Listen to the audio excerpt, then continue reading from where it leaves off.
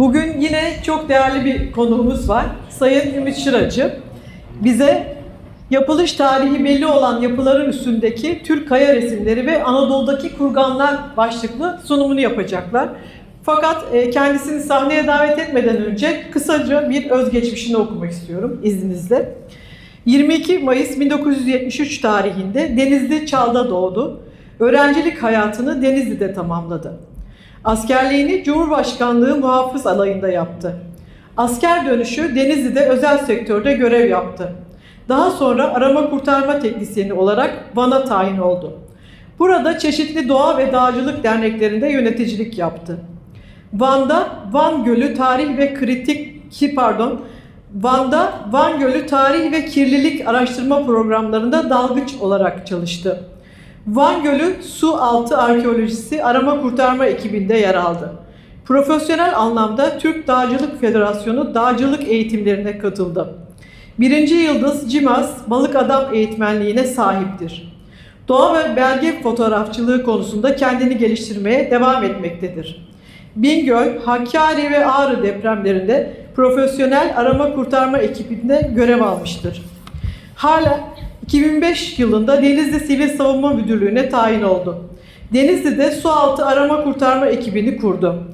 2009 yılında DOSEV Derneği'ni kurmaya öncü oldu ve hala başkanlığını sürdürmektedir. Halen dağcılık ve sualtı sporu ve doğa korumayı özendirme projelerini uygulamaktadır. Denizli Türk tarihi eserlerini ve diğer tarihi eserleri belgelemektedir. Her hafta profesyonel olarak DOSEV bünyesinde Denizli doğasına geziler düzenlemektedir. Şimdi alkışlarınızla Sayın Ümit Şıracı'yı sunumunu yapmak üzere sahneye davet ediyorum.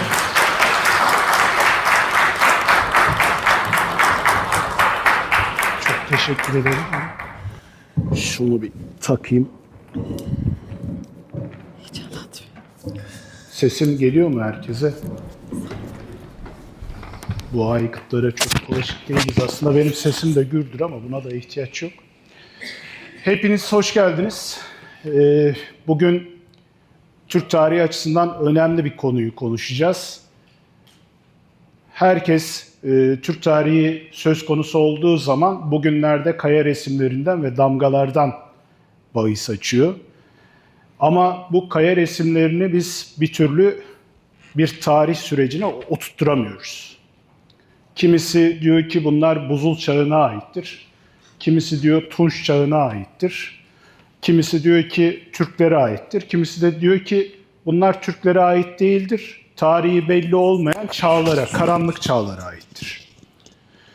Ama aynı kaya resimleri yapılış tarihi belli olan mimari eserlerin üstünde, yani Türklere ait ve Anadolu'daki belli başlı mimari eserlerin üstünde bize bağırıyorlar. Yani biz buradayız, bizleri de görün. Bu tarihi belli olmayan kayaların üstündeki kaya resimleriyle bunlar yapılış stilleri olarak aynı, perspektif olarak aynı. Aynı desenler işlenmiş, aynı motifler işlenmiş. Bu açıdan bugüne kadar kimse bunları sorgulamadı, görmedi ve görmek de istemiyor gibi bir durum var. Biz gittiğimiz her bölgede, gezdiğimiz her bölgede bunlarla karşılaşıyoruz. Tabii bunları görmek için de ben Türk gibi bakmak diyorum buna. Türk gibi bakarsanız bunları da görebiliyorsunuz. Eğer ki Türk gibi bakmazsanız bunları da göremiyorsunuz. Böyle ya burada da bir çizgi varmış diyorsunuz ve geçiyorsunuz. Ve aynı çizimler Türkistan coğrafyasındaki yapıların üstünde de biz görüyoruz. Yapılış tarihi belli olan binaların üstünde de biz bunları görüyoruz. Şimdi bunlardan size birkaç tane örnek getirdim. Fotoğraflarını çektiğim örneklerden size göstermek istiyorum. Ayasofya'yı hepiniz biliyorsunuz. İstanbul'dasınız. Ayasofya'ya girdiğiniz zaman duvarlarında, belli yerlerinde böyle şamanik çizimler var. Yani hiç dikkatinizi çekti mi? Yani Ayasofya'ya gittiğiniz zaman neredeyse her yerinde, her duvarında şamanik çizimler var. Yani Hristiyanlıkla alakası olmayan, İslam diniyle alakası olmayan çizimler Ayasofya'nın dört bir yanında, eğer Türk gibi bakmasını biliyorsanız gözünüze çarpıyor. İşte onlardan bir tanesi Ayasofya'nın sağ tarafındaki duvarında çizilmiş ve bir çizim görüyorsunuz. Bu çizimi biz Altaylar'da Kalpaktaş'ta da görüyoruz. Altaylar'da Kalpaktaş'ta bu çizimin aynısını görüyoruz. Denizli'de Bengü taşlarının üstünde de görüyoruz. Bakın çok önemli. Yani karşılaştırdığınız zaman, sorguladığınız zaman bunlar çok önemli. Daha sonra nerede görüyoruz? Saymaltaş'ta da görüyoruz. Şimdi bunu birisi getirse, size dese ki bir kayanın üstünde gösterse, hemen oradan bir bilim adamı çıkar, der ki bu buzul devrine ait. Ayasofya'nın yapılış tarihini biliyoruz. Şimdi bunu kim yaptı? Buzul çağındaki adam gelip mi yaptı bunu? Ya bunun bir açıklaması olması lazım. Buzul çağındaki adam gelip de bunu yapamayacağına göre bu 500'lerde falan yapıldı. Yani 550'lerde, 600'lü yıllarda falan yapıldı. Evet, yine Ayasofya'dan bir çizim görüyorsunuz. Bizim halılarımızda, kilimlerimizde, Türkistan coğrafyasındaki kaya resim alanlarında sık sık görmeye alışık olduğumuz tamgayı görüyorsunuz. Bazıları çıkıp buna diyeceklerdir ki bu işte Hristiyanlık damgası, haç damgası falan diyecektir.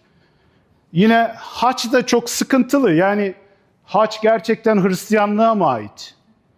Onu da sorgulamak gerekiyor. Şimdi İsrailli bilim adamları bu haç konusunda arkeolojik bir araştırma yapıyorlar. Bunun akademik yayınları da var. Roma döneminde bir tane artı şeklinde çarmıh bulamıyorlar. Hiçbir arkeolojik çalışmada böyle bir veriyle karşılaşmıyorlar. Peki çarmıh ne şekilde? Çarmıh Roma döneminde çarpı. Çarpı şeklinde. Bütün arkeolojik veriler çarmıhı çarpı şeklinde ortaya çıkarıyor. Peki bu artı şeklinde nereden gelmiş? Bakıyorsunuz bizim halılarımızda, kilimlerimizde, kaya resimlerimizde devamlı artı şeklini bol miktarda görüyoruz. Bunun da bir açıklaması var elbet. Yani 3. yüzyılda, yani 4. yüzyılda Hristiyanlığa geçiyor bu iş. Konsül toplantısından sonra 365 miydi? Tarihler çok aklımda kalmıyor. Yani konsül toplantısından sonra bunu da uyarlıyorlar. Daha önceden Hristiyanlığın simgesi hepimizin bildiği gibi balık. Evet, yine bu da Ayasofya'da el damgası.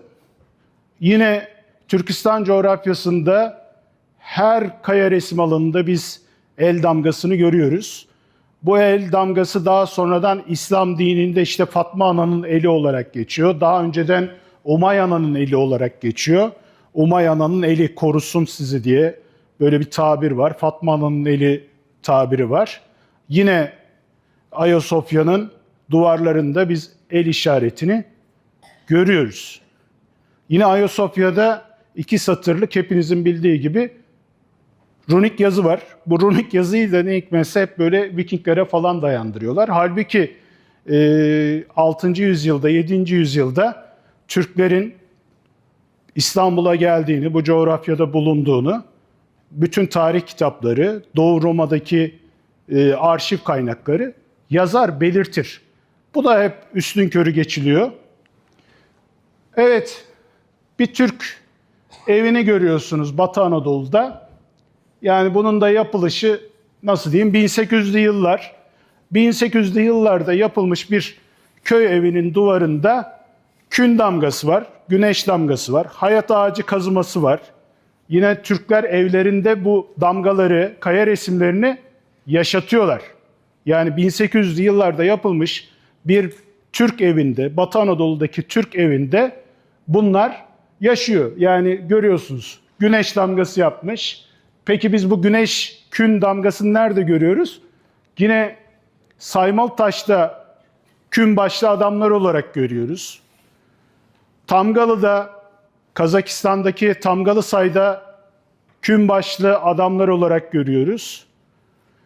Çeşitli Türk kaya resmi alanlarında bunları yine görmek mümkün. Bu da yakından bir çekim.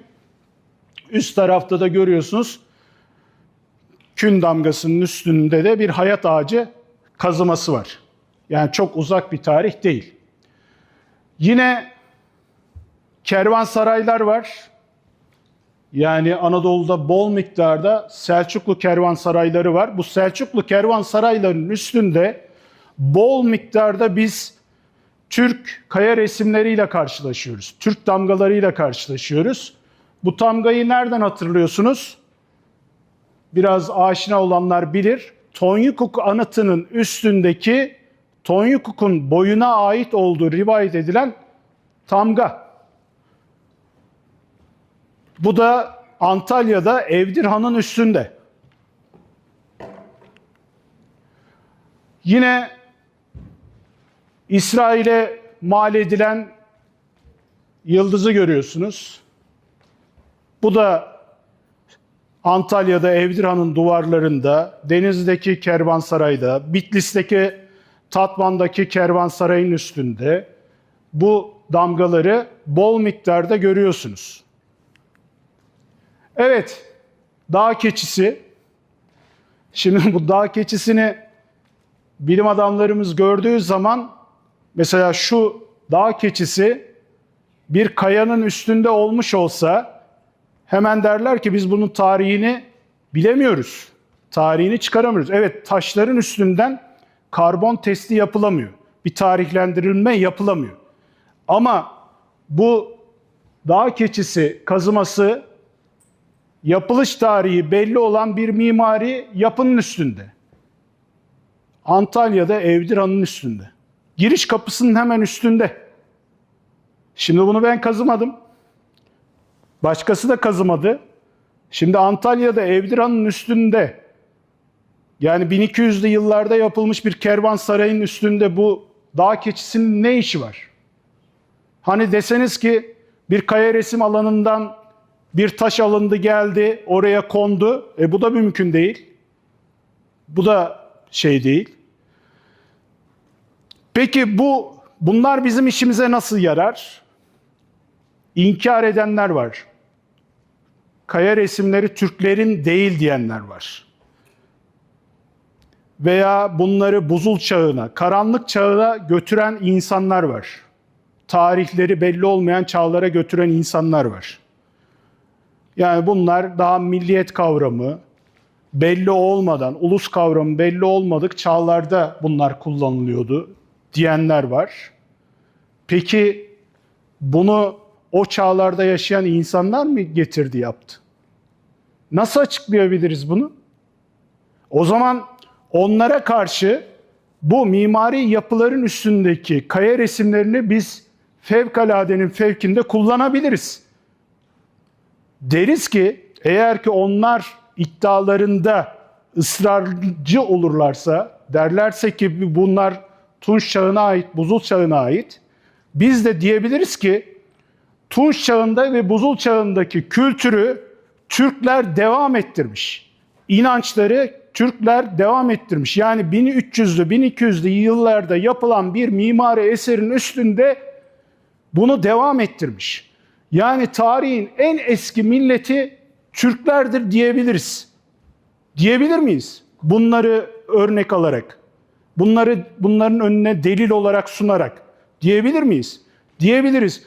O zaman biz bu kaya resimlerini neden başkalarının sahiplenmesine izin veriyoruz? Niye bu kadar çok basit? Yani ben gibi cahil bir adam bunları görebiliyorsa, bu konuda akademik bir eğitimim yok benim. Yani tamamen alaylı diyebileceğimiz bir adamım ben. Bazı bilim çevreleri de işte bu yüzden linç ediyor bizi. Bunlar alaylı falan filan. Yani ben gibi cahil bir adam bu çıkarımda bulunabiliyorsa, neden sanat tarihiyle uğraşan insanlar bunları kullanarak bu kaya resimlerini bizimdir deme yoluna gitmiyorlar. Bu kadar basit yani. Bunu çok uzağa gitmeye, çok uzaklarda aramaya gerek yok. Bunu Türklere ait olduğunu ispatlamak bu kadar basit arkadaşlar. Evet, yine Türklere ait 1800'lü yıllarda yapılmış bir ev görüyorsunuz Batı Anadolu'da. Yine bakın, özellikle evin güneşe bakan kısmında kaya resimleri nereye yapılıyordu? Çoğunlukla doğuya, güneşin doğduğu tarafa yapılır. Çünkü güneşin ilk ışıkları bu kaya resimlerine vurar ve kaya resimleri sanki, çok gittim ben Saymalıtaş'ta 4 gün konakladık, Tamgalı'yı, Kalpaktaş'ı falan, bütün Türk dünyasındaki önemli kaya resim alanlarını ziyaret ettik. Özellikle sabahları orada olmak isteriz. Çünkü sabahın ilk ışıkları vurduğu zaman arkadaşlar, bu kaya resimlerine öyle bir açıyla güneş gelir ki, rastgele yapmamışlardır bu kaya resimlerini. O kaya resimlerinden sanki ışıkla beraber böyle kaya resimleri havalanır gibi görürsünüz. Ve çok net görürsünüz. Yani öğlen gitseniz, akşam gitseniz bu kaya resimlerini o kadar net göremezsiniz. Kaya resimleri sabahın ilk ışıklarıyla böyle çok canlı görünür. Gökyüzüne havalanıyormuş gibi görünür. Ve güneşe belli bir açıyla yapılmıştır. Ve evlerde de güneşin doğduğu tarafa, yani doğuya doğru yapılır bu kaya resimlerinin örnekleri. İşte bunu görüyorsunuz. Bu yine Batı Anadolu'da bir ev, 1800'lü yıllarda yapılmış bir ev. Kün damgası var, ay yıldız var, yine hayat ağacı kazımaları var. Adam bunu evinin doğusuna özellikle yapmış ve yerleştirmiş. Demek ki bir inanç var, bir beklenti var. Atalarından görmüş olduğu bir kültürün devamlılığı var. Gelin Batı Anadolu'daki bütün eski evlerde, taş evlerde bunun örneğini görürsünüz. Gözlemlersiniz. Yok, bu devşirme değil. Devşirme değil hocam. Bu bizzat yaptıkları, devşirme olsa belli olur zaten. Yani devşirme bir taş değil bu. Yani devşirme değil. Devşirme olsa çok kendini belli eder. Bu bizzat yapılmış, el işçiliğiyle yapılmış. Alttaki taş da böyle mermer falan değil. Kireç taşı. Yani kireç taşı. Evet. Yine çizimleri görüyorsunuz. Bu çizimler de Eskişehir'den, Firik Vadisi'nden. Bunlar Firiklere ait kaya yerleşim alanlarında içlerine kazınmış çeşitli Türk damgaları. Yani yine bu yapı farklı bir yapı olsa, normal düz kaya olsa, buna da diyecekler ki işte bilmem ne çağında yapılmış kaya resimleri. İşin içinden çıkamayacaksın ondan sonra. Evet, görüyorsunuz kayı boyu damgası var, hayat ağacı kazıması var. Yine yan tarafta Avşar boyuna ait damgalar var. Yine Avşar boyuna ait damgalar var. Firik Vadisi'ni gezen var mı içinizde? Eskişehir'deki ve Afyon'daki Firik Vadisi'ni gezen var mı? Firik Vadisi olduğu gibi Firik yapılarının sağında, solunda, içinde, kenarında ama genellikle güneşin doğduğu tarafa bakan yerinde olduğu gibi Türk kaya resimleriyle dolu. Yani bir hazine Firik Vadisi bizim için. Firik yapılarının üstüne getirmişler, hep bu yapıları, çizimleri yapmışlar. Yine görüyorsunuz bir Firik mezar yapısının içinde yine bizim meşhur yıldızımızı görüyorsunuz. Yine Tanrı damgasını görüyorsunuz Firik yapılarının içinde. Evet, bir Firik mezarı. Bunun bakın üstünde ne görüyorsunuz? Dağ keçisi görüyorsunuz. Yani milattan önce 2. yüzyıla ait bir yapının üstünde dağ keçisi kazımaları görüyorsunuz. Bunu alıp da herhalde başka bir yere götüremezsiniz. Sonradan gelen birileri bunu kazımış. Evet. Evet, yine o demin görmüş olduğunuz yapının içinde farklı figürler var. Evet, yine Frig Vadisi'nin hemen Eskişehir tarafına girişte bir Kümbet Köyü var. Kümbet Köyü'nde adını verdiği bir Selçuklu kümbeti var orada. Muhteşem bir Selçuklu döneminden kalma kümbet var. O kümbetin yine güneşin doğduğu tarafa bakan kısmı olduğu gibi kaya resimleriyle süslü. Çok önemli, bizim için çok önemli. Türk tarihi açısından ben o kümbete çok önemli görüyorum. Üstünde barındırdığı kaya resimleri açısından çok önemli görüyorum. Görüyorsunuz, dağ keçileri var, kün damgaları var, geyikler var. Bu bir geyik. Yine süvari çizimleri var. Yine bakın devşirme taşlar yukarıda. Demin devşirme demiştiniz ya. Devşirme taşları da kullanmışlar. Ama çizimler aşağıda. Bize ait olan çizimler aşağıda. Zaten bizde iki tür çizim tekniği var. Bir kazıma tekniği, bir de taşı taşla vurma tekniği. Kaya resimleri iki stilde yapılıyor bizde. Bir taşı taşla vurma, birisi de kazıma. Burada hep kazıma tekniğini kullanmışlar. Evet, yani yapının, bir de sabahın ilk ışıklarında gitmiştik. Böyle çok net belli oluyor. Sağı, solu, her yeri gördüğünüz gibi çizimlerle dolu. Ne olduğu belli olmayan, yani oradan bir iz düşüm alınırsa net ne olduğu belli olacak çizimler de mevcut. Yine burası Milas'ta bu Karya Prensi'nin bir mozalyumu ortaya çıktı son yıllarda. Define avcılarının kaçak kazısı sonucunda ortaya çıkan bir mozalyum var orada. Mozalyumun Milas'ta gittiğiniz zaman Milas'ın merkezindeki bu mozalyumun bütün duvarlarında, kenarında, sağında, solunda çizimler mevcut. Bu çizimler mevcut. Bakın burada atlı süvariler var, tenkli damgaları var yine. Bu da o mozalyumun duvarında. Haçlar var hocam. Evet, haçlar var. Aşağıda süvariler var.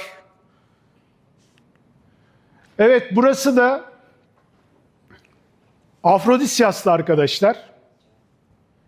Afrodisyas'a giden var mı? Afrodisyas'ın her yeri çizimle dolu. Her bir dört taraf. Meclise gidiyorsunuz, meclis binasının içi. Tiyatroya gidiyorsunuz, tapınağa gidiyorsunuz. Şimdi siz elinize bir çekiç, bir murç alsanız, gitseniz, işte İstanbul'da, yani Sultanahmet Meydanı'ndan gidin. Deyin ki ben Sultanahmet Camisi'nin önüne bir şeyler kazıyacağım. Kazıttırırlar mı? Kazıttırmazlar. 2 tane zabıta gelir, polis gelir. Sizin kolunuzdan tutar. Ya deli misin kardeşim sen diye tutarlar, götürürler. Peki yaşanılan bir Roma kentinin üstünde kim kazıdı bunları? Yani tapınağın içine varıncaya kadar, Zeus, Afrodit tapınağının içine varıncaya kadar bu kazımaları görüyoruz. Demek ki sonradan bu binalar yıkıldıktan sonra oraya gelen birilerine ait bu kazımalar. Peki biz bunu nasıl açıklayabiliriz? Bu da Afrodisyas'a ait bir yazı olduğundan şüphelendiğimiz bir kazıma. Büyük bir ihtimalle runik bir yazı. Okuma önerisinde yaptı bunu arkadaşlar. Bu bir runik yazı. Bu antik kentlerin üstünde runik yazılar da var. Korkuyoruz bunlara da Viking falan diyecekler diye. Halbuki Vikingler hiç oralara gitmemişler. Yine Tatar Kıpçak damgalarını bol miktarda görüyoruz bu antik kentlerin üstünde. Görüyorsunuz tanrı damgaları bol miktarda.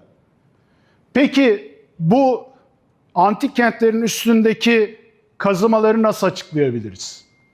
Hepiniz biliyorsunuz bir kavimler göçü var. Bazı bilim adamları bu kavimler göçünü 3. yüzyılda falan da başlatırlar. Ama en yoğun olarak işte 4. ve 6. yüzyıllarda çok yoğun olarak bir kavimler göçü gerçekleşmiş. Ve bu kavimler göçü deyip geçiyoruz buna. Kimse demiyor ki bu kavimler kimdir, nedir, necidir. Adını koymuyoruz, sadece kavimler deyip geçiyoruz. Halbuki kavimler göçü dediğiniz Türk göçü. Kavimlerin çoğunu işte Peçenekler, Kıpçaklar, Dokuz Hazarlar oluşturuyor. Ve bu adamlar bazen yeri geliyor Doğu Roma ile savaşıyorlar, bazen Doğu Roma ile ittifak edip farklı ülkelere sefer düzenliyorlar, paralı askerlik yapıyorlar. Peki 4. yüzyılda özellikle Batı Anadolu'da ne oluyor? Çok büyük depremler oluyor arkadaşlar. Özellikle 300'lerde ve 400'lü yıllarda büyük depremler oluyor. Bu antik kentlerin hepsi yıkılıyor. Tarihine bakın, Afrodisyas'ın tarihine, Laodikya'nın tarihine, Hierapolis'in tarihine, Millet, Pirien tarihine bakın. Hep böyle 4. yüzyıldaki büyük depremlerden sonra buraları kullanılamaz hale geliyor. Peki 4. yüzyılda bir de kavimler göçü hareketi var. Batı Anadolu'daki bu antik kentler ve antik yerleşim yerleri tamamen boşalıyor. Batıdan da bir kavimler göçü var. Doğu Roma'ya da nüfus lazım. Bunlar da problem yaratıyor. Bunları alıyorlar, bu antik kentlerin üstüne yerleştiriyorlar. Stratejik noktalara yerleştiriyorlar. Dağ geçitlerine yerleştiriyorlar. Çünkü biz dağ geçitlerinde hep Türklere ait ya dikili taşlar görüyoruz, ya balballar görüyoruz, ya kaya resimleri görüyoruz Anadolu'da, ya da taş babalar karşımıza çıkıyor. Daha sonradan bu adamlar kilisenin de baskısıyla Ortodoks Hristiyanlığı kabul ediyorlar. Ortodoks Hristiyanlığı kabul ettikten sonra işte hepimiz hikayeyi biliyoruz. Alparslan'la Roman Diyojen'in ordusu Malazgirt'te karşılaşıyorlar. Resmi tarih diyor ki Roman Diyojen'in ordusunda 20.000, bazı kaynaklara göre 10.000 tane Türkçe konuşan asker var ve saf değiştiriyorlar ve savaşın gidişatı değişiyor. Ve bize hep anlatıyorlar, biz Anadolu'ya geldiğimizde işte diyorlar ki buradaki Hristiyanlarla İslam'ın engin hoşgörüsüyle yüzlerce yıl beraber yaşadık. Hiçbir problem çıkmadı aramızda. Şimdi Suriyeliler geliyor, 2 yıl dayanamıyorsun. Problemler çıkmaya başlıyor. O zaman neden problem çıkmadı? Çünkü karşındaki yerleşik olanlar da Türk. Konuştuğun dil Türkçe. Geleneğin, göreneğin aynı, yemeğin aynı. Bu adamla sen problem yaşar mısın?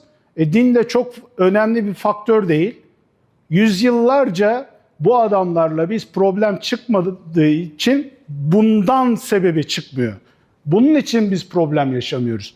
Hatta Evliya Çelebi seyahatnamesinde Alanya'daki Hristiyanlar için seyahatnamesinde şöyle diyor. Bunlar ibadetlerini Rumca yaparlar ama gündelik hayatlarında bir tek Rumca konuşmazlar. Yaşayışları ve konuşmaları Türk üzerinedir der. Yani bu kadar açık. Peki sonradan ne oluyor? Sonradan özellikle Batı Anadolu'ya 1700'lü yıllarda pamuk geliyor arkadaşlar. Pamuk ekimi ve dikimi başlıyor. Özellikle Aydın Ovası'nda, Söke Ovası'nda pamuk dikimi başlıyor ve pamuk çok büyük bir insan gücü gerektiriyor. Çünkü makine yok. Ekim dikim hep insan gücü, çapalama insan gücü, toplama insan gücü. Yunan adalarından, Anadolu'da da o zamanlar işte Türkmenler hayvancılıkla uğraşıyorlar. Bizim Türk asıllı Ortodoks Hristiyanların da mesleği var, esnaflıkla uğraşıyorlar, kuyumcular, zanaatkarlar. Ve Anadolu'da çalışacak insan gücü bulunmuyor. Hemen Yunan adaları o zamanlar çok fakir, geçim sıkıntıları yaşıyorlar. İngilizler pamuğa da ihtiyacı var ve Ege Denizi'ndeki adalardan, Adalar Denizi'ndeki adalardan büyük bir göç harekatı başlıyor Batı Anadolu'ya. Daha sonradan bu insanlar buradaki papazların kışkırtmasıyla, din faktörüyle bir anda bizim kendi aslımızdan olan insanlar karşımızda problem insanlar olarak çıkıyor. Ve bu macera da bu insanların Yunanistan'a gönderilmesi ile bitiyor. Ve hala Yunanistan'da bu insanlar Türk tohumu olarak da kabul görmüyorlar. Diğer bir nokta ise diyoruz ya biz Yunanlılarla her şeyimiz aynı. Yemeğimiz aynı. Müziğimiz aynı. İçtiğimiz rakı bile aynı diyoruz. Nasıl aynı oluyor? Antik Yunan'a baktığımız zaman hiç aynılık göremiyoruz. Hiç aynılık göremiyoruz. Ne müzikleri aynı, ne yemek kültürleri aynı. Ama biz Özbekistan'a gittiğimizde, Kazakistan'a gittiğimizde, Azerbaycan'a gittiğimizde bu adamların Roma ile hiçbir bağlantıları ve ilişkileri olmadığı halde biz kendimizi o kültürle aynılığımızı görüyoruz, gözlemliyoruz. Yemekte olsun, oturmada kalkmada olsun, müzikte olsun aynılığı gözlemliyoruz. Şimdi biz mi onlara benziyoruz, onlar mı bize benziyor? Burası da çok enteresan. Bu adamlar Türk, sonra da diyorlar ki biz Yunanlılara benziyoruz. Hay kardeşim, onlar bize benziyor. Onlar bize benziyor. Antik Yunan'la bugünkü Yunan'ın hiçbir kültürel bağlılığı bana göre yok. Bana göre yok. Çoğunlukla bize benzeyen insanlar. Ve kaynaklarını da demin anlattım. Yine Kütahya, Aüzanay antik kentini herkes biliyordur. Artık bir şey söylemeyeceğim. O Aüzanay antik kentine gittiğin zaman Zeus tapınağı var. Zeus tapınağının yine doğuya bakan kısmı olduğu gibi kaya resimleriyle dolu. Hiç gündeme gelmiyor. Kimse gündeme getirmiyor. Ya kim yapmış bunları? Neden yapılmış? Niçin yapılmış?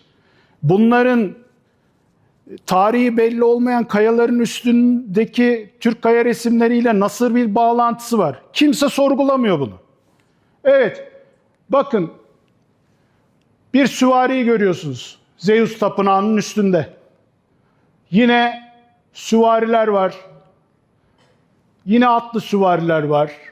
Görüyorsunuz kurt başlı sancak taşıyan atlı süvarileri görüyorsunuz. Yine Zeus tapınağının üstünde. Ne işi var Zeus tapınağının üstünde bunlar?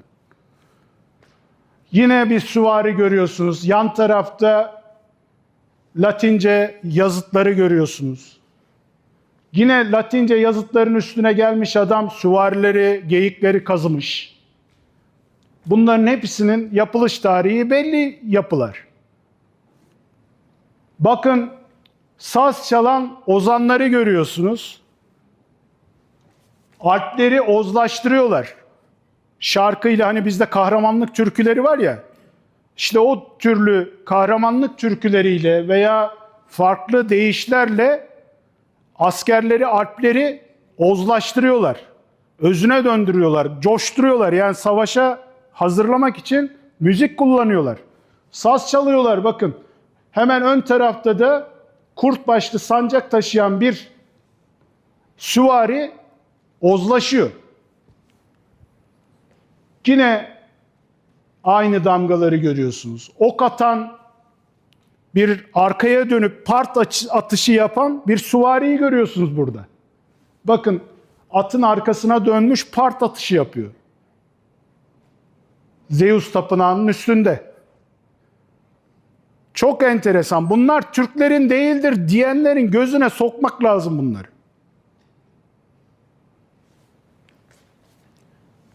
Hunların ejderha görüyorsunuz. Türk tarihinde ve Türk mitolojisinde çok önemli yere sahip olan ejderhayı görüyorsunuz.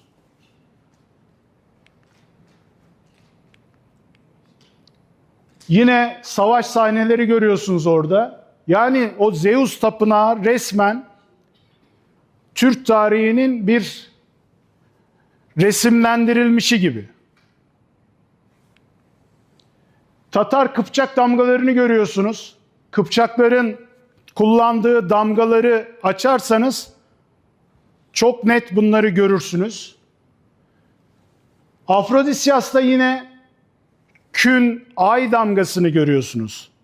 Kün ay damgasını en çok kimler kullanmıştı? İşte Hakasya'daki kaya resim alanına gittiğiniz zaman bu damganın aynısını görüyorsunuz. Hun kurganları açıldığında Hun soylularının mezarlarında, tabutlarında, kurganlarında kün ay damgasını görüyorsunuz. Yine Afrodisyas'ta bunu çok canlı bir şekilde görüyorsunuz. Yine Afrodisyas'ta büyük bir daire ve dairenin etrafında da sanki evreni çizmişler gibi Tanrı damgasını koymuşlar oraya, farklı şeyleri koymuşlar. Türklerin evren anlayışını görüyorsunuz orada.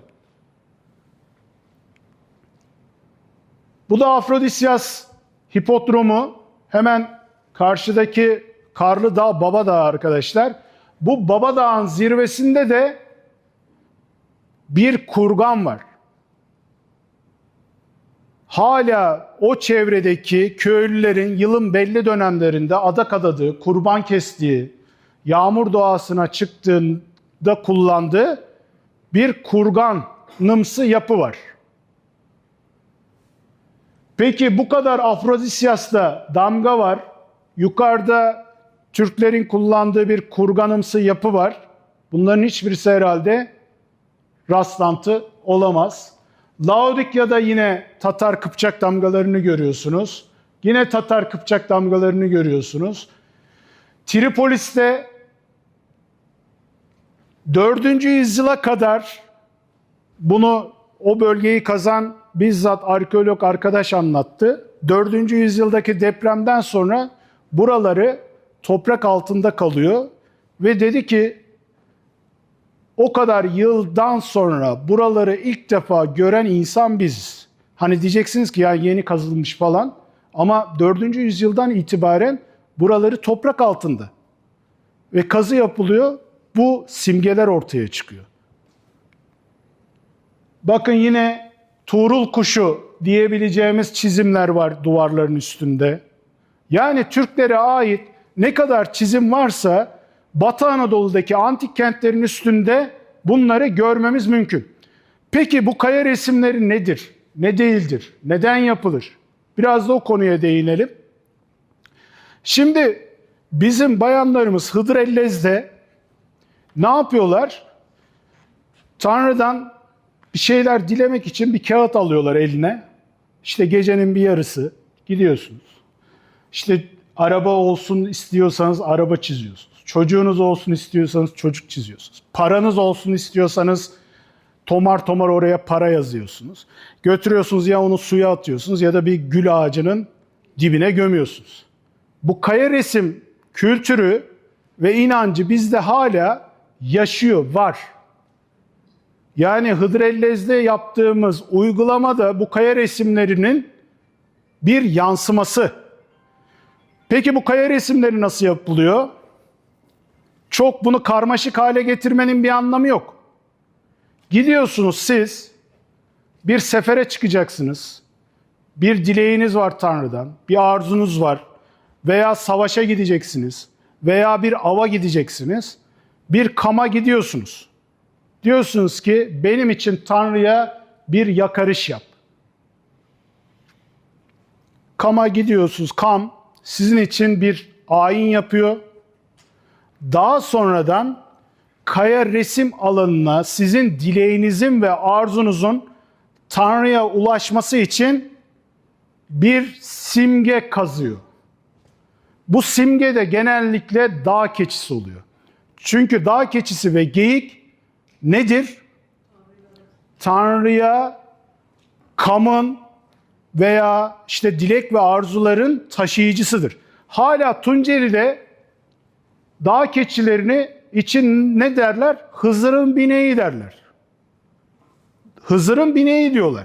Bakın bizde hala yaşıyor bu kültür. Tunceli'nin Alevi Türkmenleri diyor ki Hızır'ın bineğidir, kutsaldır dağ keçisi diyor. Evet, Hızır'ın bineğidir. İşte bu yüzden binektir. Yani dilek ve arzuları Tanrı'ya ulaştırır. Geyik ve dağ keçisi. Noel Baba'yı da yukarıya çekiyor ya. Yani oradan da örnek verebiliriz. Peki yine bu kültürün bizde yaşayan bir örneği daha var. Biz ne yaparız?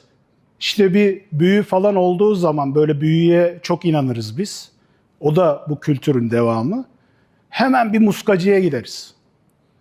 Deriz ki ya bizim üstümüzde bir büyü var. Gidelim bunu bozduralım. Giderler. Muskacı hemen alır bir şeyler yazar, çizer, karalar. Sonra adam gelir der ki ya kardeşim ben bu muskanın içinde yazdıklarını çok ediyorum. Bir açayım bakayım. Açar bir bakar. İslam'la hiçbir alakası yoktur. Adam oraya bir şeyler karalamıştır. Sen de dersin ki ya bu üçkağıtçı hoca hiçbir dua yazmamış, bir şey yazmamış. Halbuki orada çizdikleri tamamen şamanik çizimlerdir. O adam da onu bilmeyerek yapar. Çünkü birisinden öğrenmiştir, bir yerden el almıştır. Tamam mı? Onları devam ettirir o kültürü. Tabii bu işin de üçkağıtçıları var da. Ama o yaptığı, o kağıda kazıdığı ve size muska olarak verdiğinin içinde emin olun bu görmüş olduğunuz çizimler vardır. Şamanik, bizim eski inançlarımızda kullandığımız çizimler vardır. Bunu biz bol miktarda karşılaştık yani. Yine bol miktarda var arkadaşlar. Yani bunların hepsini göstersek emin olun saatler yetmez. Ben şöyle geçiyorum. Mesela yine bakın Laodikya'da yine 4. yüzyılda bizim Denizli'nin hemen dibinde bu. 4. yüzyılda büyük depremle 8 şiddetinde falan olduğu söyleniyor depremin. O depremle yıkılmış bir yapı var. İşte yeni ayağa kaldırıldı. O duvarın üstünde dağ keçisi var. Duvarın üstünde dağ keçisi kazıması var. Orası arkeolojik sit alanı, gidip de başkası kazıyamayacağına göre ve 4. yüzyılda arkeologların ve bilim adamlarının da söylediğine göre bu yapı yıkılmış ve onun üstünde, üst tarafta da hayat ağacı olduğunu sandığım bir kazıma daha var. Yani dağ keçisi var, üstünde hayat ağacı kazıması var. Yine bakın, burası da bir antik yapının üstünde çeşitli boylara ait damgalar var.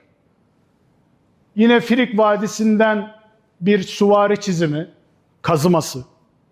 Bunları bol miktarda görmek mümkün. Yani buradan çıkarılacak sonuç ve bilim dünyasında bu kaya resimlerinin Türk olmadığını iddia edenlere karşı bizler ve biz gibi düşünen akademisyenler bunları delil olarak kullanmak zorundalar. Bunları görmek zorundalar. Bunları bir kefeye koymak zorundalar. Yani bu buzul çağına, tunç çağına, karanlık dönemlere götürenlerin bunların karşısında bunlar elimizdeki en güçlü kozlar. Sadece Anadolu'da da yok bunlar. Bugün Özbekistan'a gittiğimizde Emir Timur'un hatunlarından Bibi Hatun için yaptırdığı medreseye girdiğiniz zaman hemen sağ tarafında, yine doğuya bakan tarafında koskocaman bir süvari kazıması var. Koskocaman bir süvari kazıması var. Yine Mangışlak'taki, Kazakistan'da bulunan Mangışlak bölgesinde, Mangışlak Oğuz yurdudur. Oğuz yurdundaki neredeyse bütün camilerin, türbelerin, yatırların üstünde bu kaya resimlerini bol miktarda görmek mümkün. Yani 1200'lü, 1300'lü, 1400'lü yıllarda yapılan yapıların üstünde bunlar var, kaya resimleri var. Bunları demek ki bizler 1400'lü, 1500'lü yıllarda bu geleneği sürdürmüşüz. Hala da demin verdiğim örneklerle sürdürüyoruz. Bu kaya resimlerini farklı dönemlere dayandıran bilim adamları da bırakın dayandırsınlar. aslında bizim değirmenimize su taşıyorlar. Türklerin değirmenine su taşıyorlar. Onların iddialarına karşı biz de diyeceğiz ki kardeşim 1400'lü yapılan binanın üstünde bunlar var. Siz de Tunç çağına dayandırıyorsunuz. Eyvallah, kabul ediyoruz.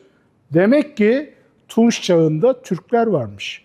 Bu kültürü sahip, bu kültürü taşıyan insanlar Tunç çağında, Buzul çağında yaşıyorlarmış. Daha bunun bir şeysi yok yani. Bu kadar basit. Bu kadar basit. Bunun karşısını iddia eden adam varsa bana bunları açıklasın. Desin ki kardeşim bu yapıların üstündekileri işte mağara adamları gelmiş yapmış. Buzul adamları gelmiş yapmış. Böyle bir şey de diyemeyeceğine göre. Hocamın dediği gibi bunlar devşirme taştır. Bunları kaya resim alanlarından işte kesmişler, getirmişler, bu yapının üstüne koymuşlar da diyemeyeceklerine göre, kesilen yer yok çünkü. Bizzat o mimari taşın üstüne yapmışlar bunu. Diğer konumuza geçmek istiyorum. Bu konuda sorularınızı ve önerilerinizi alacağım. Kurgan yapıları. Yani Anadolu'da her zaman Türklere ait kurganlar bulunmakta, varlar. Şimdi onlara ait sizlere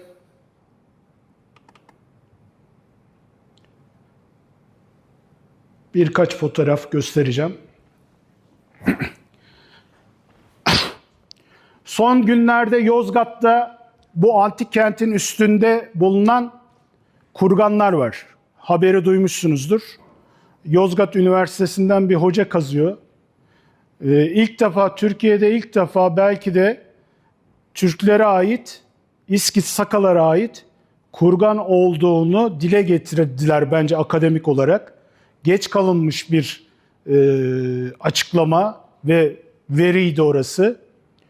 Bu da aslında bizlerin yıllardır dile getirip eyleme geçmeyen, bir delille delillendirmeyen söylemleri aslında bugün işte Yozgat'taki antik kentin çevresindeki verilerle ispat edilmesinin sonucu bence. Yani biz hiçbir zaman farazi konuşmamışız, anlatmamışız. Anadolu'da sadece Yozgat'ta mı var bunlar? Kesinlikle değil. Anadolu'nun dört bir yanında işte demin bahsettiğim gibi 4. 5. yüzyılda gelen Kıpçakkara, Dokuz Oğuzlara ait kurganlar var. Daha eski dönemlere gidersek İskit Saka dönemine ait kurganlar var. Şimdi burada Manisa'da, Sarıgöl'de bir yapı görüyorsunuz. Hemen yapının girişinde bir dilek ağacı var. Çaput bağlanan bir ağaç var. İşte yılın belli dönemlerinde insanlar buraya geliyor. Bu ağacın üstüne çaput bağlıyorlar. Burası da bir kutsal alan aynı zamanda. Evet, hemen yapının yanında bu şekilde bir köylünün dediğine göre yatır, dede görüyorsunuz. Burası aslında bir kurgan. Bir kurgan yapısı. Bunu anlamamak için cahil olmak lazım. Bir kurgan yapısı burası. Ve yapının etrafındaki kayaların üstünde de kazımalar var. Yabancıların rock studies dedikleri kazımalar var. Göksel kazımalar var. Yani gökteki yıldızlara göre, yıldızların konumuna göre konumlandırılan kazımalar var. Görüyorsunuz, çukurları görüyorsunuz. Bunların hepsi belli bir düzene göre yapılmış.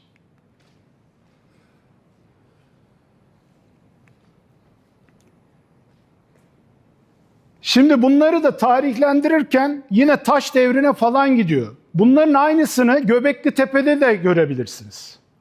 Göbekli Tepe'ye gidenler var mı içinizde? Göbekli Tepe'nin hemen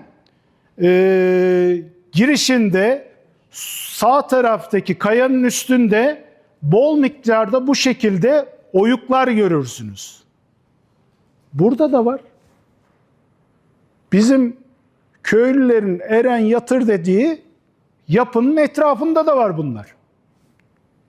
Bakın burayı da işte kutsal belliyorlar. Göbekli Tepe'nin çıkış hikayesi nasıldı? Bunu da hep biz es geçiyoruz.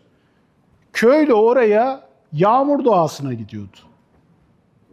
Çocuğu olmayanlar çocuğu olması için oraya niyazda bulunmaya gidiyordu. Gibi böyle bir gelenek vardı. Sonradan işte oradan bir heykel çıkıyor. Bizim bilim dünyası bu heykeli diyor ki bu işte gelişi güzel bir heykel, atın bunu depoya diyor. Ama Alman bir bilim adamı geliyor, bunu görüyor ki depoda bu başka bir şey yani. Sonra araştırmaya başlıyor. Bir bakıyorsunuz altından Göbekli Tepe çıkıyor. Göbekli Tepe, şimdi Göbekli Tepe Türk müdür değil midir bu da tartışılıyor. Ben o konuya hiç girmeyeceğim. Haddim değil çünkü orası. Ama şimdi siz bu kaya resimlerini diyorsunuz ya hani Buzul Çağı'na aittir, Tunç Çağı'na aittir, arkaik döneme aittir. Siz Göbekli Tepe'yi de kalkıyorsunuz diyorsunuz ki bu arkaik döneme aittir. Tamam. Kaya resimlerini de o döneme getirdiniz. Göbekli Tepe'yi de o döneme getirdiniz. Ama sizin o karanlık dönemlerine yatırdığınız, dayandırdığınız kaya resimleri Türklerin yapılarında da var. İşte yine önemli sorulardan bir tanesi bu. Sorulması gereken sorulardan bir tanesi bu. Ve bu yapıların üstünde belki de bu Manisa'daki yapının altından da Göbekli Tepe gibi bir yapı çıkacak. Kimse bunları araştırmıyor ki, arkeolojik bir çalışma yapmıyor ki. Yatır mı yatır, dede mi dede, eren mi eren. Ve bu halk, bu Türk toplumu buralara hala saygı duyuyor. Yani bu kadar her şey üst üste gelemez, devam edemez. Bunlar sorgulanması gereken konular. Niye gelip de bir Alman buralara saygı duymuyor? Veya biz gidip de bir Roma Lahdi'ne niye saygı duymuyoruz? Niye oraya gidip de etrafında dönmüyoruz? Niye gidip de orada yağmur duası yapmıyoruz? Niye gidip de orada çocuğumuz olmadığı için oradan bir toprak alıp gelip eve belimiz bereketimiz artsın demiyoruz Roma mezarları etrafından? Veya onca tümülüs var. Niye o tümülüslere saygı duymuyoruz, onları ulvi görmüyoruz, dini bağlantımız görmüyoruz, kendimizden görmüyoruz da buraları görüyoruz, Göbekli Tepe'yi görüyoruz. Bu sorular sorulmuyor. Bu sorular sorulmuyor. Esas sorulması gereken sorular bunlar. Bakın yine etrafında daire, büyük taşlardan, balballardan oluşan kurganlar bulunmakta. Bu kutsal yapının yanında. Evet, yine Denizli'den büyük bir ihtimalle İskit kurganı, İskit Saka kurganı. Bunlar Altaylar'da sık sık görüyoruz bu kurganları biz. Büyük bir daire taşlarla örülmüş. Çok eski bir yapı, belli. Ve hemen yanında da, başında da dikilmiş balballar var. Ve buraya, bunun hemen yanındaki köye de ne diyorlar biliyor musunuz? Tekke diyorlar. Adı Tekke. Ve burada da bir yazılı taş var. Yani kaya resimlerini içeren bir kaya var. Tekke, yazılı taş, kurgan. Ya bu kadar rastlantı bilmiyorum ben nasıl oluyor, nasıl açıklanabilir? Bunlar enteresan şeyler yani. Ama bizim bilim adamlarımız ne hikmetse Türklüğü araştırmak için Moğolistan'a gidiyor. Anadolu'yu kimse dolaşmıyor. Anadolu'ya bakan yok. Dönüp de ya kardeşim Anadolu'da da var mı bunlar? Bunları bir araştıralım, bir bakalım diyen var mı? Yok yani. Yani yok. Evet.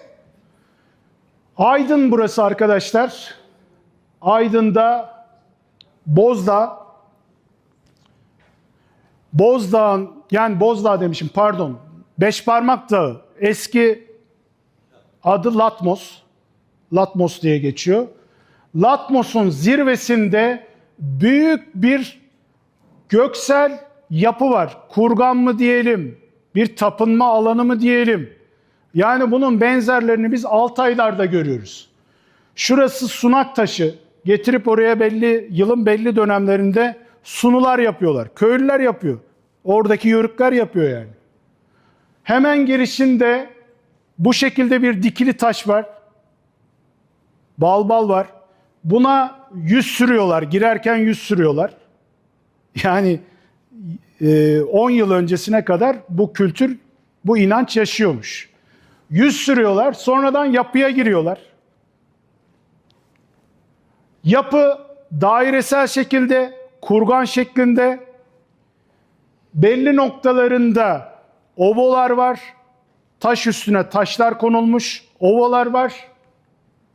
Görüyorsunuz. Ve tam ortasında da bir kurgan alanı var. İskit Sakalara ait olabileceğini sandığımız kurgan alanı var. Yani pazarık kurganlarının fotoğraflarını falan hepiniz görmüşsünüzdür. Büyük taşları getirmişler, taşlardan bir tümülüs yapmışlar. Aynı burada da taşları getirmişler, büyük bir tümülüs yapmışlar. Hemen yanında da bir balbal var. Oraya da gelip bez bağlıyorlar. Görüyorsunuz. Şaman ilacı değil mi hocam? Evet, yani gök tanrı inancı devam ediyor. Şimdi dedim ya ben, biz hiç Anadolu'yu dolaşmıyor. Bizim bilim adamlarımızı ben Anadolu'yu dolaşırken çok fazla görmedim, rastlamadım. Anadolu üstüne sunum yapan bilim adamlarımız da çok az. 2 yıl önce kendi imkanlarımızla biz dedik ki Doğu Anadolu'ya gidelim. Yani bir gezelim bakalım ne var ne yok. Daha önceden de gitmiştik. Cilolarda kaya resim alanları falan da bulduk Hakkari'de. Bu gezimizde de Van'a gidelim dedik. Yani Tirşin kaya resim alanları 1970'li yıllarda keşfedilmiş alanlar. 1970 yılında, 74 yılında bu alan keşfedilmiş. Yine farklı tarih aralıklarına yerleştirilmiş. Tunç çağı demişler, işte buzul çağı demişler buradaki kaya resim alanlarına. Ama kimse Türk demiyor. Köyün muhtarı vardı yanımda görmüş olduğunuz Mehmet Bey. Bu video birazdan izleyeceğiz açarsa eğer. Neyse işte askeriyeden oradan buradan izin aldık. Terör bölgesiydi, girilmez falan dediler. Neyse biz izin aldık Van'daki Turizm Müdürlüğü'nden, askeriyeden. Muhtar bizi karşıladı. Akşam vaktiydi. Sofra hazırlamışlar. Neyse yedik, içtik, konuşuyoruz. Mehmet abiye ben dedim, Mehmet abi dedim, sizin dedim bu kaya resim alanında ya büyük böyle taşlardan örülmüş, sizin kutsal saydığınız bir yer var mı dedim. Mehmet abi dedi ki sen dedi bizim yaylaya mı geldin dedi. Nereden gelebilirim ki yaylaya? Yok abi dedim ben sizin yaylaya falan gelmedim. Ama bunun benzerlerini Altaylar'da çok gördüm. Kazakistan'da çok gördüm. Sizin bu kaya resim alanı varsa bunun yanında da bir taştan dairesel yapı olması lazım dedim. Bana hemen dedi ki ya dedi yemeğe bırak akşam olmak üzere. Hemen dedi bir yaylaya gidip gelelim dedi. Ben merak ettim bu konuyu dedi. Sen dedi bizim yaylaya da gelmemişsin ama bizim yaylayı ve kaya resim alanındaki yerleri tarif ediyorsun dedi. Hemen apar topar gittik. Beni Tirşin kaya resim alanının hemen üst tarafında bir bölgeye götürdü. Biz dedi buraya dedi Türbü Bükan deriz dedi. Kürtçe türbe diyorlar yani. Türbü Bükan. Türbe. Abi burayı kutsal sayıyor musunuz dedim. Sayıyoruz dedi. Burayı türbe olarak kabul ediyoruz dedi. Peki ne yapıyorsunuz burada dedim. İşte yılın belli dönemlerinde geliyoruz. Biz burada işte yağmur duası yapıyoruz. Çocuğu olmayanlar gelir. Dua eder falan filan. Yani bu görmüş olduğunuz alanda tam 5 tane dairesel yapı var arkadaşlar. Dairesel, aynı Altaylar'daki Pazırık kurganları gibi 6 tane dairesel yapı var. Bu videoyu ben Instagram adresim falan var. Oraya yüklemiştim. Oradan bakabilirsiniz, izleyebilirsiniz. Sonra ben bu videoyu Twitter'a attım. Dedim ki yani bunca 70'li yıllardan beri bulunmuş bir yeri kimse çalışmamış. Burada kurganlar var. Kurganların da videosu bu kardeşim diye Twitter'a attım. Orayı çalışan İstanbul Üniversitesi'nden bir profesör aynı anda tweet'in altına zıpladı. Dedi ki, kardeşim dedi, ben dedi yıllardan beri orayı çalışıyorum dedi. Senin dedi bahsettiğin yerler dedi koyun ağılları dedi. Koyun ağılları dedi. Kocaman profesör, ismini vermek istemiyor. Koyun ağılları kardeşim dedi. Sen dedi milleti kandırıyorsun dedi. Kafa buluyorsun millette dedi.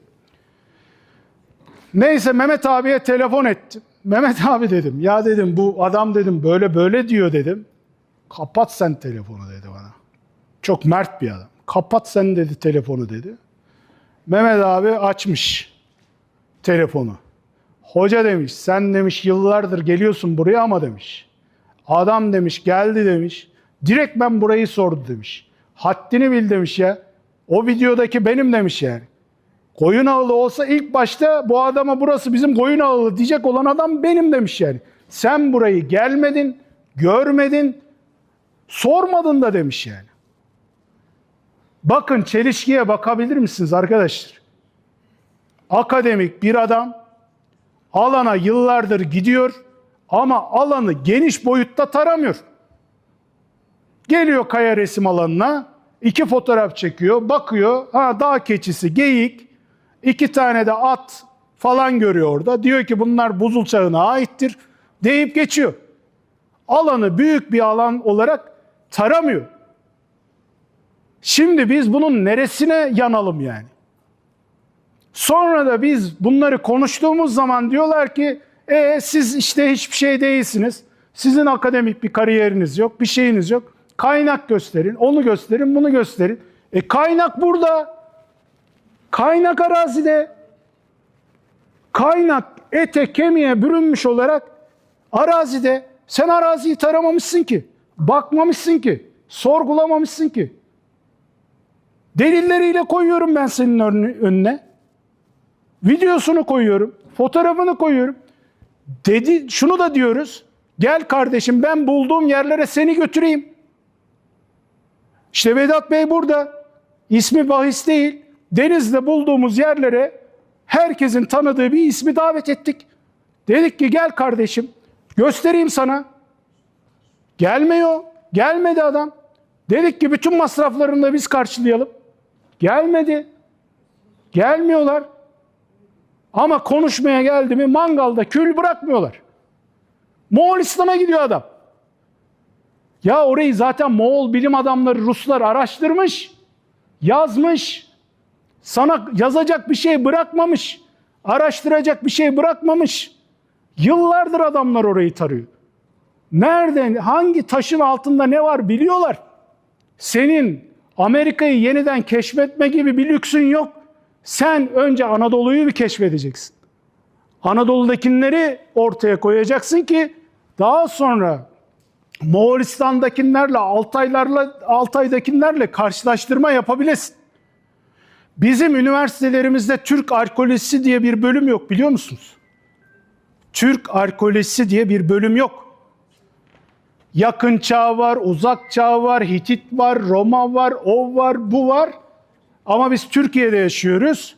Türk İslam arkeolojisi diye bir bölümümüz var. Hakkını yememek lazım. Ama Türk arkeolojisi, çünkü Türklerin her dönemi var. Sen oraya Türk İslam gözüyle bakamazsın. Bir kurganı Türk İslam arkeolojisi gözüyle değerlendiremezsin. O zaman yanlış yaparsın. Sıkıntı çıkar. Böyle bir bölümümüz yok. Neyse, Van'a gelelim tekrar. En sonunda Van 100. Yıl Üniversitesi'nden duyduk ki bir akademik kısım gitmiş. Mehmet abiyle ben dostum ya, Mehmet abiyle oradaki bütün dönen her şeyden haberleşiyoruz. Hala dostum. Aradı beni, ya Ümit Bey dedi, geldiler dedi üniversiteden bir hoca takımı dedi. Senin dediğini söylediler dedi ya dedi. Dedim abi dedim ya biz buraları gördük. Ama dedi adam dedi ya dedi kendi bulmuş gibi havaya gir dedi. Tamam hocam dedim ya kendi bulsun dedim ya hiç önemli değil. Kendisi bulsun. Yeter ki ortaya çıksın. Ama kazı yapılmıyor, hala kazı yapılmıyor. Bu kurgan korunmuş bir kurgan. Nasıl korunmuş biliyor musunuz? Orada yaşayanlar da kutsal saydığı için kaçak kazıcılar kazmamış. Ben eminim ki o kurgandan atıyla gömülmüş bir Türk çıkacak. Altaylardaki gibi bir Türk çıkacak. Doğu Anadolu bizim kanayan yaramız. Bu kadar veri var Anadolu'da, Doğu Anadolu'da. Gidip kazsalar, arkeolojik bir çalışma yapsalar Doğu Anadolu'nun tarihi ortaya çıkacak. Hiç de başımız ağrımayacak. Hiç de başımız ağrımayacak. Ve bir nokta daha söyleyeyim size arkadaşlar. Bitireceğim. Çok uzun sürdü. Mehmet abinin Kürt olarak tabir ediyor kendini. Aşireti hangi aşiret biliyor musunuz? Alan aşireti. Alan aşiretinden. Biz dedi Alan aşiretindeniz dedi adam. Abi dedim Alanlar dedim iri, mavi gözlü, sarışın mısınız dedim. Ya Ümit Bey dedi sen de dedi her şeyi biliyorsun kardeşim dedi ya. Bizim dedi aşiretin genel yapısı böyledir dedi yani. Biz iri yapılıyızdır dedi. Mavi gözlüyüzdür dedi. Sarışınızdır dedi. Peki dedim Kafkaslarda falan dedim Alan devleti var biliyor musun dedim. Ya dedi ben merak ederim okurum dedi. Onlar dedi İskitlerin Sakaların dedi devamıdır falan dedi. Biliyor da adam yani. Biliyor da yani adam. Dedim abi dedim ya İskit Saka kurganı var. Yanında dedim kaya resimleri var. Sen Alan aşiretindensin. Sakaların İskitlerin Alan diye bir kolu var. Abi dedim bu kadar olmaz dedim ya. Var mı dedim bunun bir açıklaması dedim ya. Ya olabilir dedi. Bir şey de diyemiyor şimdi adam. Yani adamın ayağına bastık. Her şeyiyle bağladık adamı. Bakın Doğu Anadolu'daki insanların devlete bağlılığı da böyle sağlanır. Böyle sağlanır. Aidat duygusu böyle sağlanır. Sen bu adamları kalkıp da başka yerlere dayandırırsan, kutsal saydığı yerleri görmezden gelirsen, bunların tarihi bağlantılarını açığa çıkarmazsan, adamın aşiretin adı Alan, sen bunu tarihi olarak bir yere dayandırmazsan, adam da gider orada propaganda yapan insanların kanar yani. Bu kadar basit. Her yerimiz boşluk. Doğa boşluk kaldırmaz arkadaşlar. Birisi gelir o boşluğu doldurur. Şah İsmail'in dediği gibi doğa boşluk kaldırmaz. Sen buraları boşluk bırakırsan tarihi olarak olarak boşluk bırakırsan gelir de birisi Aryan der, birisi Hint Avrupa der, birisi bilmem ne der. Sen de bunun altından çıkamazsın. Bir önemli nokta daha söyleyeyim mi size?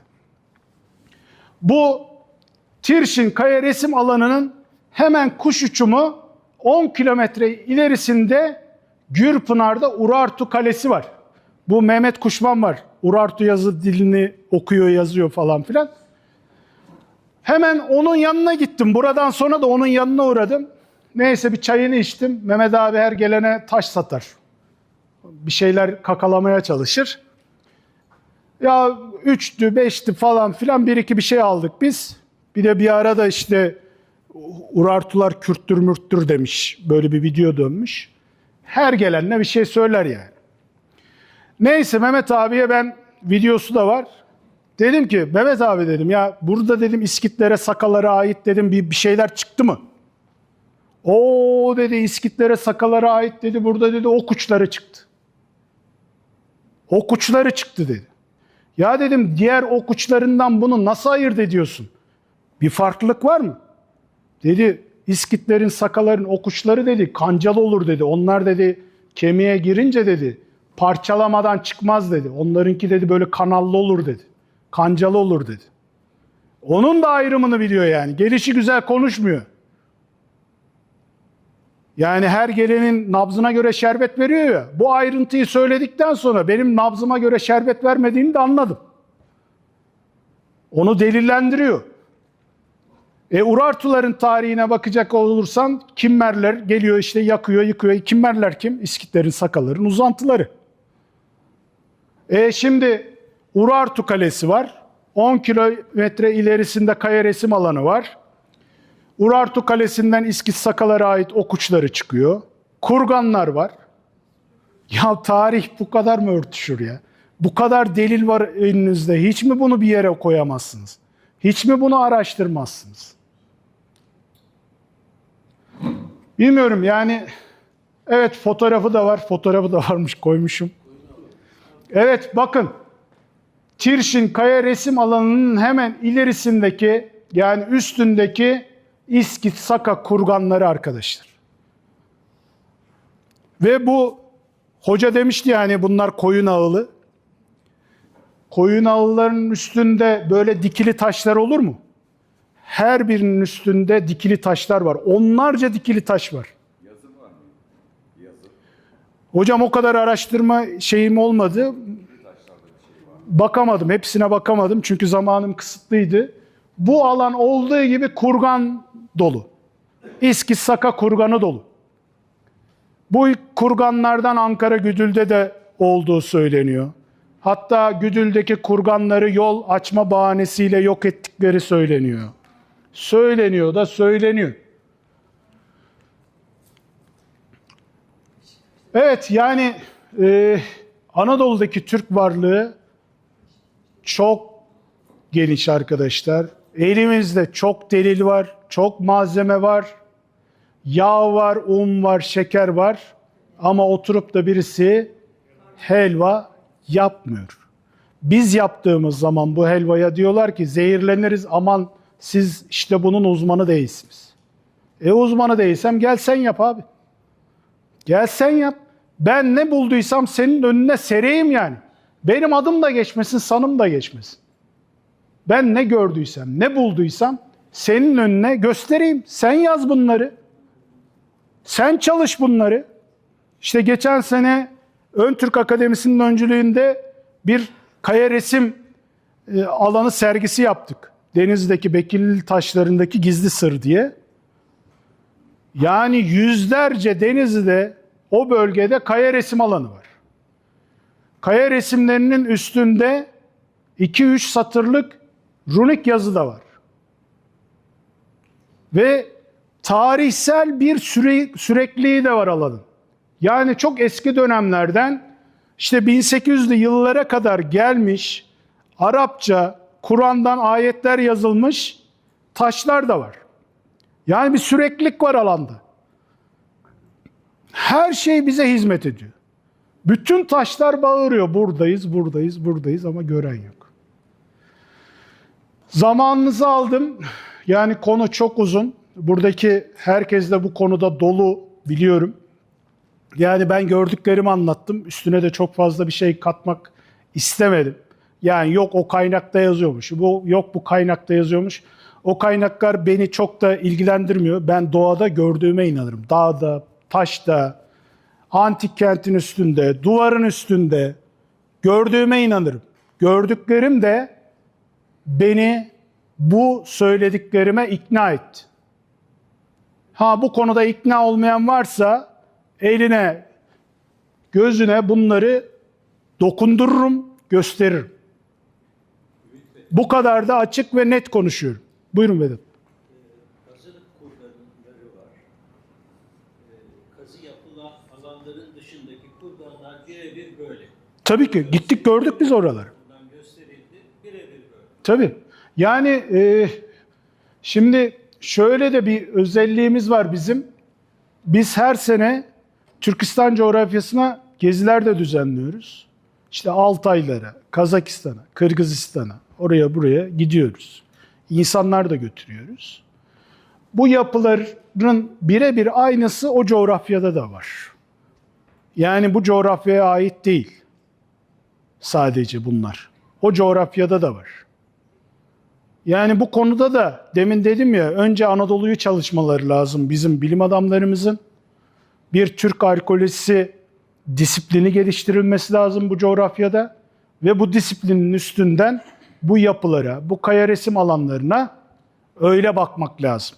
Yani onun adı da Türk gibi bakmak diyorum ben. Bizde bir Türk-İslam sentezi gözüyle bakmak var. Bir de Roma-Yunan gözüyle bakmak var. Bunun üçüncüsü olarak Türk gibi bakmak gerekiyor arkadaşlar. Ona ben şöyle açıklıyorum.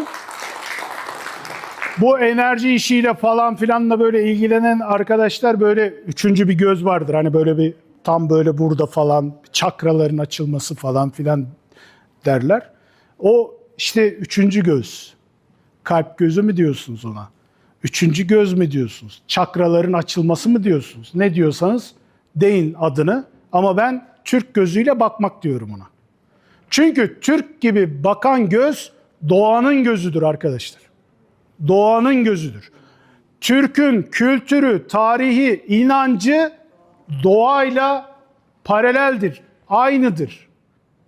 Türk'ün dini de doğadır. Biz işte mesela köylere gideriz, bir bakarız büyük ağaçlar görürüz, oraya hemen büyük ağaca bez bağlar. Bu işte büyük ulu ağaç. Büyük bir kaya görür, hemen oraya da bir bez bağlar. Oraya kutsallık atfeder.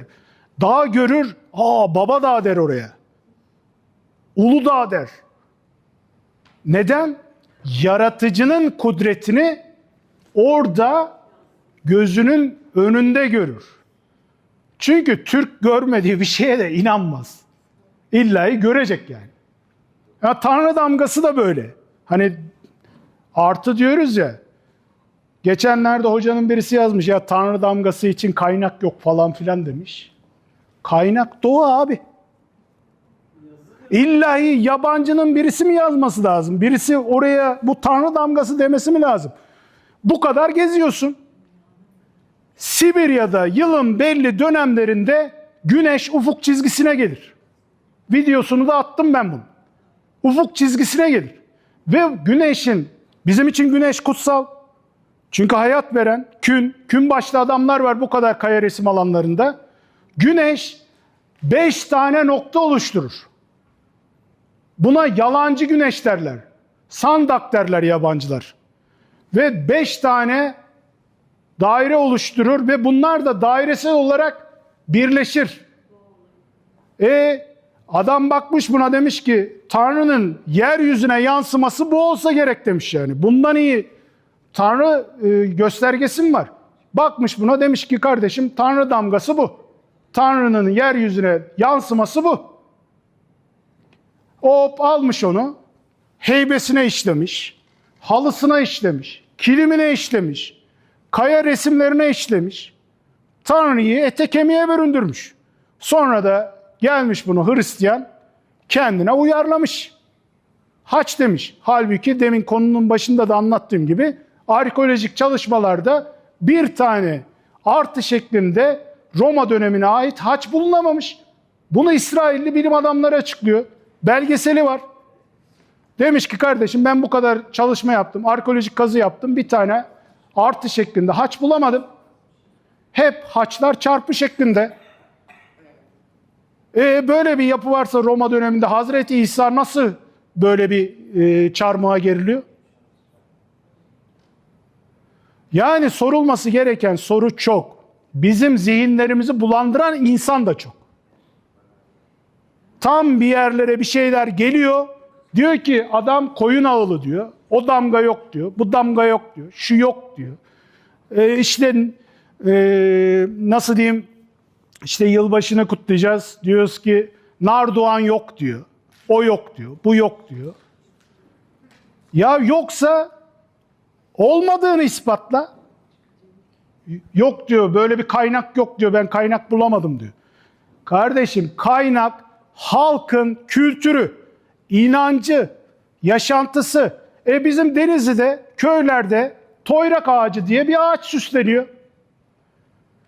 Oğlan evine gidiyorlar, bir koruluktan küçük bir çam ağacı kesiyorlar, fotoğrafları var.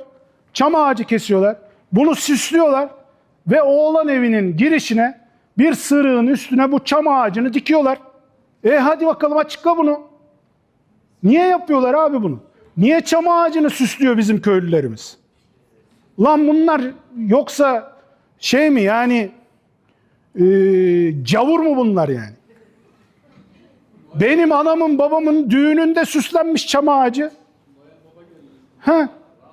Yani çam ağacı benim anamın babamın düğününde süslenmiş. Babasının evinin önüne dikilmiş sırığın üstünde. Bunu nasıl açıklayabilirsin abi?